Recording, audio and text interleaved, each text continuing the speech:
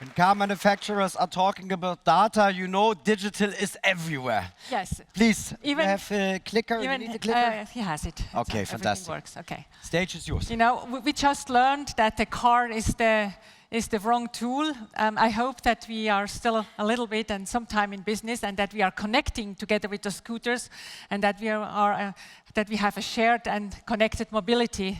And I think that will be also the future. First, thank you for having me here. It's a really amazing conference, and I had yesterday evening already a lot of occasion to have interesting discussions. I want to start with 3 questions. You are driving from Berlin to Stuttgart, and I have learned that it's quite imaginable for people living in Stuttgart, in Berlin, to drive to Stuttgart, but we're driving at Stuttgart, and it gets even worse. You have a traffic jam. Now, the good news is your navigation system tracks live traffic, and you get around the jams very fast. Do you use already these kind of tools in your car, if you're driving a car? Who uses it? Okay.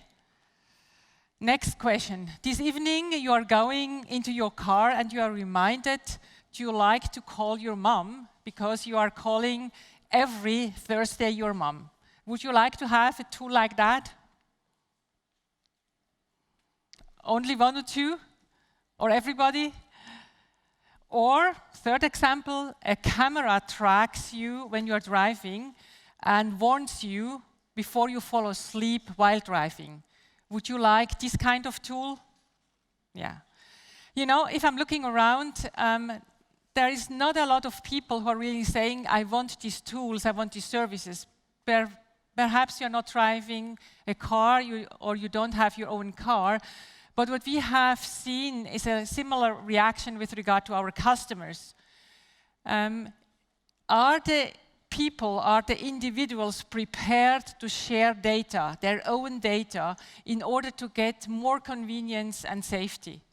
And I think that's a very important question because in 2025, we will have 175 zettabytes of data worldwide. And this will even increase. And you have, if you look around, this will be more than 5 million gigabytes per second, or 200 times the amount of grains of sand everywhere in the world.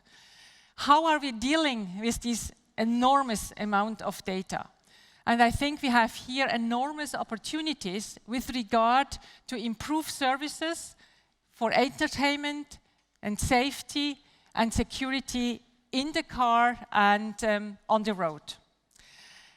From a pure technical perspective, we can already implement all these services. But the important part of that is technically we can do it, but that's not the only component. We had many conversations with our customers and asked them what is the most important factor with that regard. And what are you thinking? The customer said, the most important factor for the customers is trust. You probably think that's simple, that's easy, but as you know, trust is difficult to earn and you can lose it easily. And we have experienced, you know, that if you want to be successful with regard to data, if you work with data in the car, that you have to have a clear data governance system and dear data governance principles.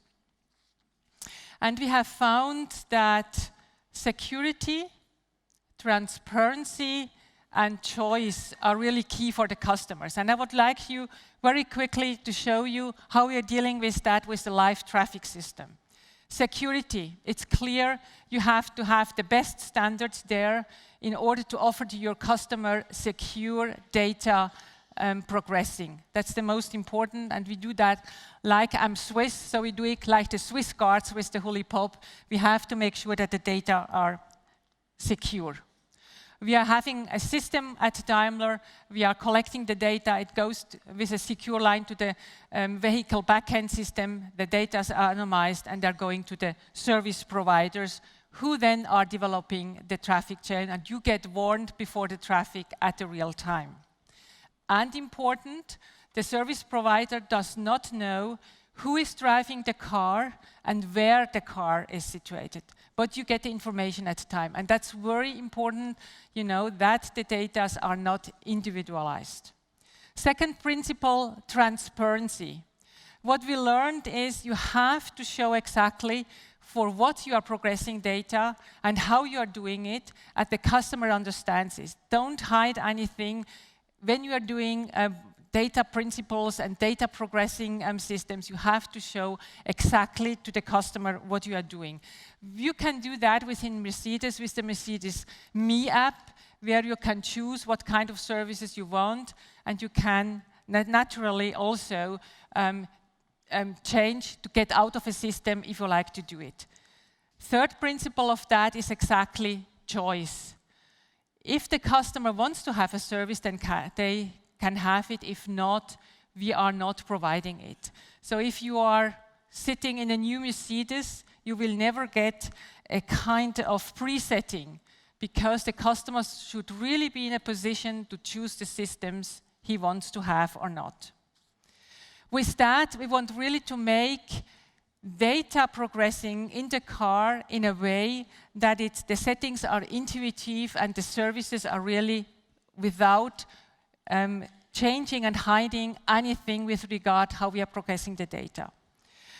I'm personally, I'm convinced that this is a quality feature for the future, that you have, even as a startup company, if you are working with a lot of data, that you have to have their data principles and their data governance. If you have looked in the past, the discussions big companies, also American companies have with regard to data, I think that's an important factor you have to implement. However, the data is also the fuel of new services. We need to get more data. We need to get a lot of data in order to have good services. And that's why the progressing has to be perfect. Shortly, let me give an idea what we are doing with our digital assistant MBOX. And if you have enough data, the services there can really build out. An example, for example, if you're in the car and you're asking your car, "Hey Mercedes." And it's responding, "What can I do for you?" And you can ask them, "I will be reaching Potsdamer Platz shortly, and where can I park my car?" And the idea then afterward is I can say I'm going to the Sony Center and I need a parking space nearby the Sony Center. And the system will then ask you, you know, there are 7 lots available and it costs €7.50. Do you want to have this space? And the system will change whether he's looking for another park space.